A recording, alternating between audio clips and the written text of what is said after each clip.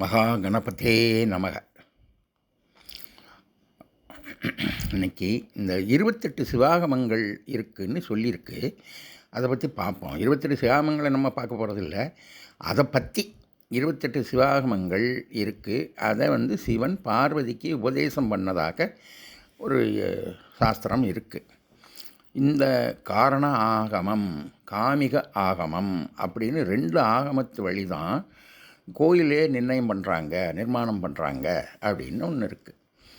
இதில் இந்த கொடிமரம் முன்னே இருக்கிறது, பின்னே இருக்கிறது, நந்திக்கு பின்னாடி இருக்கிறது அல்லது நந்திக்கு முன்னாடி இருக்கிறதுங்கிறத வச்சு இந்த வித்தியாசத்தை லேசாக நம்ம தெரிஞ்சுக்கலாம். காரண ஆகமத்துக்கு சாதாரணமாக பின்னாடி இருக்கும். இது நந்திக்கு பின்னாடி இருக்கக்கூடியது தான். இது நந்திக்கு முன்னாடி இருந்தால் காமிக ஆகமம். அந்த மாதிரி காமிக ஆகமத்தில் நான் பார்த்த ஒரு கோயில் திருமியச்சூர் லலிதா பரமேஸ்வரி கோயில். இது அந்த கோயிலில் அந்த மாதிரி பார்த்துருக்கேன். என்ன விசித்திரமாக இருக்கேன்னு நினச்சேன். அப்போ நான் அங்கே இருக்கிற ஒருத்தரை கேட்கும்போது அந்த குருக்கள் சொன்னார், இந்த மாதிரி இந்த ஆகமம் காமிக ஆகமப்படி கட்டப்பட்டது அப்படின்னு சொன்னார்.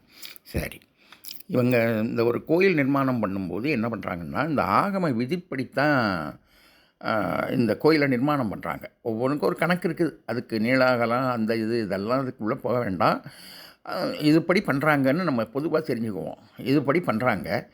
பண்ணிவிட்டு அதுக்கு 13 கலசம், 7 கலசம், 9 கலசம், 5 அப்படின்னு இந்த கலசங்களை மேலே வச்சு கோபுரத்தை, ராஜகோபுரம், அப்புறம் மூலத்தில் இருக்கக்கூடியது அதெல்லாம் பண்ணி வைக்கிறாங்க.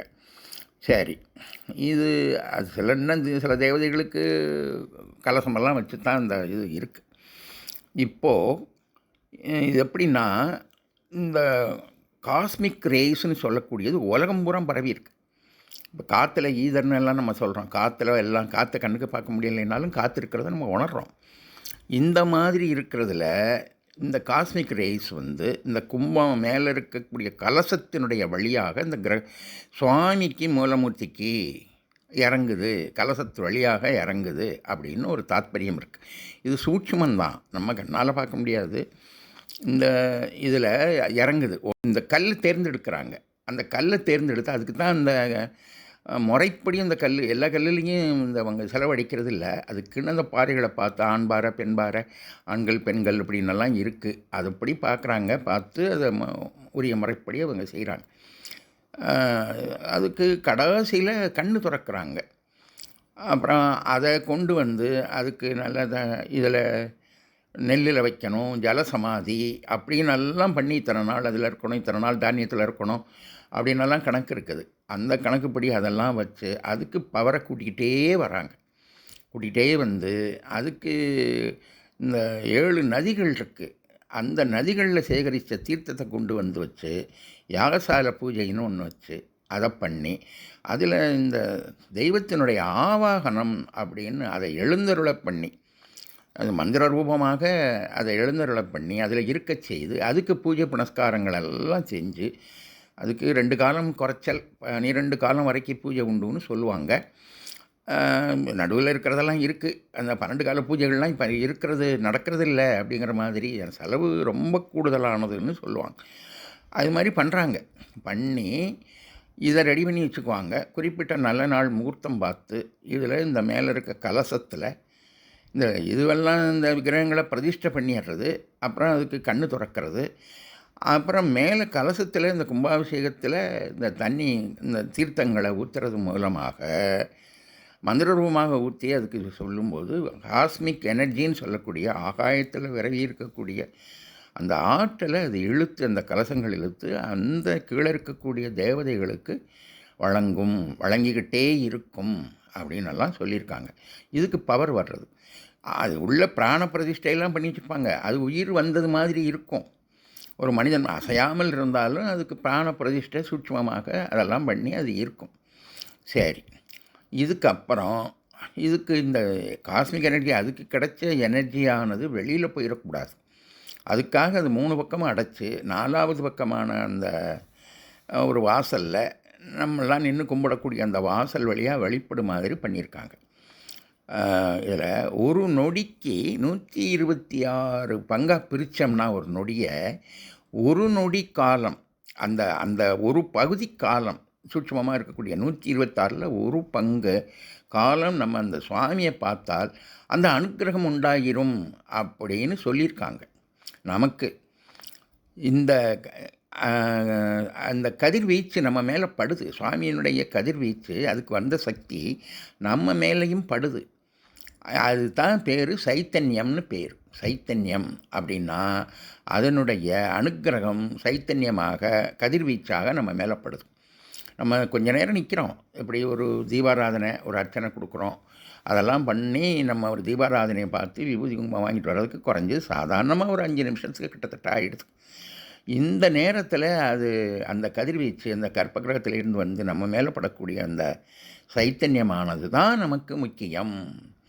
சரி, அது ஒன்று. இப்போ நம்ம இந்த கோயிலுக்கு நம்ம எதுக்காக இந்த தேங்காயெல்லாம் கொண்டு போகிறோம்? தேங்காய், வாழைப்பழம், ஊதுபத்தி, வெத்தலைப்பாக்கு, புஷ்பம் இதெல்லாம் எடுத்துகிட்டு போகிறோம். தேங்காய் கொண்டு போகிறோம். நாரிக்கேளம்னு சொல்லக்கூடிய அந்த தேங்காய், கதலிப்பழம்னு சொல்லக்கூடிய வாழைப்பழம், அப்புறம் தாம்பூலம் இதெல்லாம் கொண்டு போகிறோம். ஊதுபத்தி கொண்டு போகிறோம்.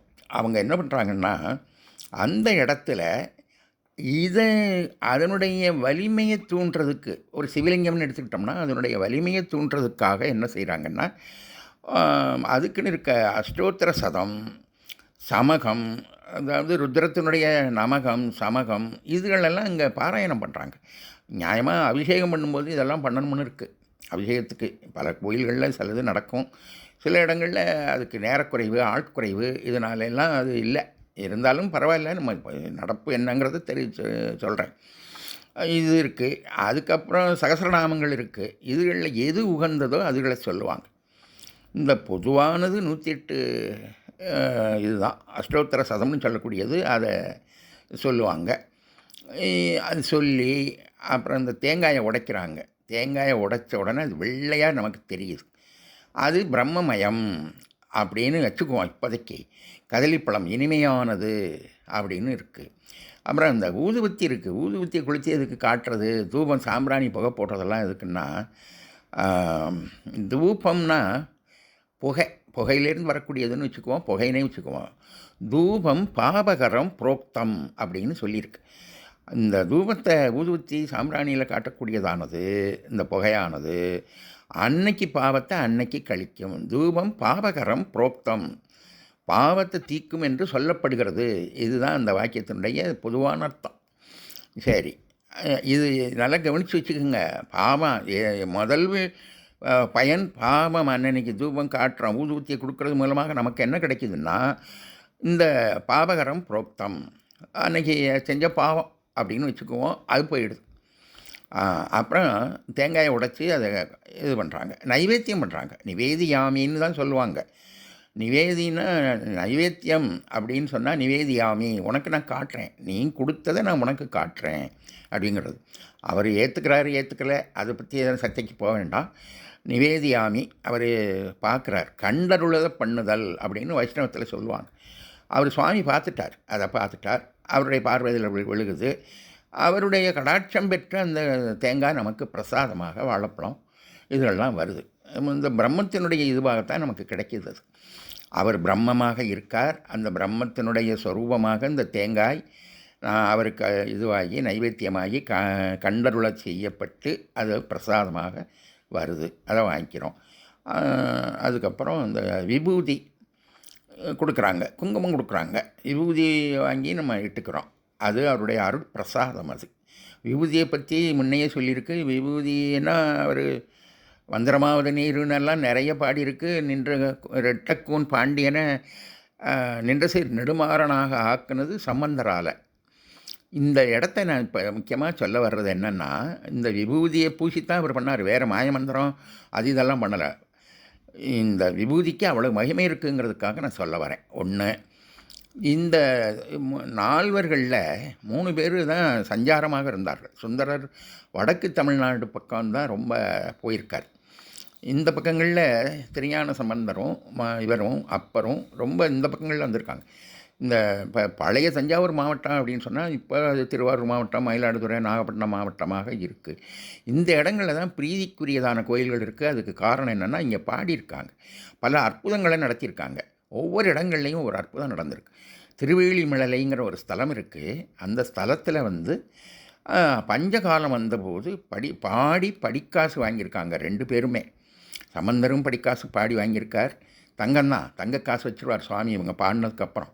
அதை எடுத்துகிட்டு வந்து அதை கொண்டு போய் அது இவர்கள் மூலமாக, தன்னுடைய அடியார்கள் மூலமாக அதெல்லாம் வெளியில் விற்று கொண்டு வந்து அதை சத்திரம் வச்சு அதில் அன்னம் பாலிச்சிருக்காங்க. இந்த கஷ்டமான நேரம் பஞ்ச காலத்தில் அது மாதிரி இவரும் செஞ்சுருக்கார், அப்பரும் செஞ்சுருக்கார். திருவேளிமலை அப்படிங்கிற ஸ்தலம். மதுரையில் சம்பந்தர் வந்து நின்று கூன் பாண்டியன் ஜெயினர்களால் மிரட்டப்பட்டு மலையே அவனுக்கு வந்து யானையாகவும் இதுவாகவும் தெரிஞ்ச காலம். அப்படி பயந்து அவங்களுக்கு அடங்கியிருந்த காலத்தில் இவங்க வந்து திருஞான சம்பந்தர் போய் அங்கே அமர்ந்து அவனுக்கு வேண்டிய இதுகளெல்லாம் பாடி புனல்வாதம் அனல்வாதம் எல்லாம் செஞ்சு, அப்புறம் இதுலேயும் முடியாமல் அவனுக்கு கடைசியில் ரொம்ப இதானது வாதங்கள் எல்லாம் வென்றார். அவங்க கழுவில் நாங்கள் ஏறுறோம் அப்படின்னு அவங்களா பிரதிஜை பண்ணாங்க 8000 சமணர்களும். அந்த ஏடு புனல்வாதம் அனல்வாதம், அனலில் போட்டு ஏடு எரிஞ்சு போச்சு, இதை நாங்கள் ஒத்துக்க மாட்டோம்ட்டாங்க. புனல்வாதம் பண்ணுவோம் அப்படின்னா ஏடு 2 பேரும் எழுதி போடுறது, அது ஆற்றை எதிர்த்து வைகை எதிர்த்து அங்கே போகணும் அப்படின்னு எல்லாரும் சாட்சியாக இருந்து இதை பண்ணும்போது இந்த ஏடானது திருவேடகம்னு மதுரையிலிருந்து ஒரு 14 கிலோமீட்டரில் இருக்கக்கூடிய அந்த ஸ்தலத்துக்கு நீந்தி போகுது, அப்படியே மேலே போகுது. மந்திரி பிரதானிகள் ராஜா ஜெயினர்கள் எல்லாரும் அந்த சாட்சிக்காக போய்கிட்டே இருக்காங்க. அது போய்கிட்டே இருக்கு. அந்த இடத்த நான் போய் பார்த்தேன் திருவேடகத்தில். அது ஒரு 15 அடி 20 அடி ஆழம் இருக்கும் போல இருக்குது. அவ்வளோ கரை உயர்வாக இருந்தது. கிட்டத்தட்ட ஒரு பர்லாங் 2 பர்லாங்க்கு அகலமாக இருந்தது. என்ன ஞாபக குறைச்சலாக கூடவே இருந்திருக்கும். என்னால் தப்பாக சொல்லிடக்கூடாதுங்கிறதுக்காக நான் அடக்கி சொல்கிறேன். இவ்வளோ ஆழத்தில் வேகமாக வரக்கூடிய அந்த வைகாத்தினுடைய தண்ணி எப்படி இருக்கும்னா பிரளய வெள்ளம் மாதிரி இருக்கும். அதை எதிர்த்து அந்த ஏடு வந்து அந்த திருவேடகத்தில் ஒதுங்கிருச்சு, கரையில் ஒதுங்கியிருக்கு. இதை வந்தவங்க அத்தனை பேரும் எடுத்து ஜெயினர்கள் சாட்சியாக அதை அந்த இடத்துல எடுத்தாங்க. அதுக்கப்புறம் தான் மந்திரத்தை இந்த திருநீரை பூசுறதுக்கு ஒத்துக்கிறாங்க. திருநீரை பூசின உடனே மந்திரமாவது நீருன்னு சொல்லிட்டு தான் ஆரம்பித்து அதை பாடுறார். ஒரு பதிகம் பாடி அவர் பூசுகிறார். ரெட்டக்கூன் பாண்டியன் நின்ற சீர் நெடுமாறன்னுங்கிற பேரில் நிமிர்றான். மங்கையர்க்கரசியார் ஒரு நாயன்மார் ஆகிறார். குலச்சிறையாருங்கிற மந்திரியும் ஒரு நாயன்மார் ஆகிறார். இது ஒரு ரொம்ப பிரசித்தம். சம்பந்தர் திருஞான சம்பந்தருக்கு 16 வயசுக்குள்ளே நடந்தது. பாலகன் அவர். இதுக்காக சொல்கிறேன், இந்த மாதிரி இடங்களெல்லாம் மகிமை புரிஞ்சிய இடம். எல்லாத்துக்கும் போயிருக்காங்க, பாடியிருக்காங்க. இப்படி எல்லாத்தையும் சொல்லணும்னா நாள் கணக்கில் வேணும். அதுக்கு இப்போ இதில் ஒரு பானை சோற்றுக்கு ஒரு சோறு பதங்கிற மாதிரி நான் சொல்கிறேன். அது மாதிரி திருமறைக்காடுங்கிற வேதாரண்யத்தில் வேதங்கள் இருக்குது. அதை அடைக்கப்பட்ட கதவை பாடி திறந்து மூடியிருக்காங்க. 3 கதவை திறந்துருக்காங்க, அப்புறம் மறுபடியும் மூடியிருக்காங்க. இப்படியெல்லாம் நடந்திருக்கு, அதிசயம் நடந்திருக்கு. இதுகளை வச்சு தான் நம்ம வந்து நம்பணும். இப்போது நம்ம இந்த பிரசாதங்களை பிரம்மஸ்வரூபமான தேங்காய் சுவாமிக்கு நைவேத்தியமாக பண்ணப்பட்டு நமக்கு வருது. விபூதி குங்குமம் வாங்குகிறோம்.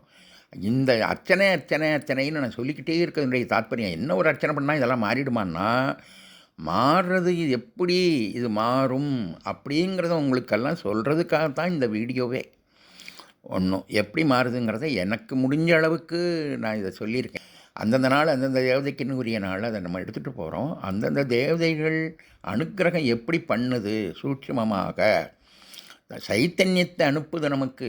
அதனுடைய கதிர்வீச்சு, அதனுடைய அலை கதிர்வீச்சுகளை தருது. இந்த இடத்துல நிற்கிறது மூலமாக நமக்கு கிடைக்கிது. அந்த இடம் அவங்க கால் அடிபட்டு பல அடியார்கள் நூற்றுக்கணக்கான ஆயிரக்கணக்கான வருஷங்களில் இந்த கோயிலை போய் எத்தனையோ பேர் தரிசனம் பண்ணியிருப்பாங்க. விழாவெல்லாம் இருக்குது. சுவாமி எழுந்தருளை பண்ணி வெளியிலெல்லாம் வர்றார். அவருக்கு இன்னும் பலவிதமான இதுகள்லாம் இருக்குது. ஆருத்ரா அபிஷேகம், ஆணி திருமஞ்சனம் இப்படிங்கிறதெல்லாம் நிறைய இருக்குது. ஒவ்வொரு இடங்களையும் லட்சக்கணக்கு. சிதம்பரத்தில் 4 லட்சம் 5 லட்சம் பேர் கூடக்கூடிய அந்த மகத்துவம் அது. அந்த மாதிரி எதுனா இந்த திருப்பதியிலையும் இந்த மாதிரி தான். இந்த மாதிரி கூடக்கூடிய இடங்களுக்கு தனியாக பவர் வந்துடும். அந்த பவர் சுவாமியை சேருவோம். சுவாமி அனுக்கிரகம் பண்ணுறது மூலமாக மறுபடியும் அந்த ஒரு சர்க்கிள் மாதிரி சுற்றிக்கிட்டே வரும். போய் கும்பிட சுவாமிக்கு பவர் வரும். அது சொல்லியிருக்கு அப்படி. அது எப்படி வருங்கிறதெல்லாம் எனக்கு தெரியாது. அப்புறம் கும்பிடவுக்கு பவர் வருது. அவர் அனுக்கிரகம் பண்ண அவருக்கு மகிமை உண்டாக்கிட்டே வரும்.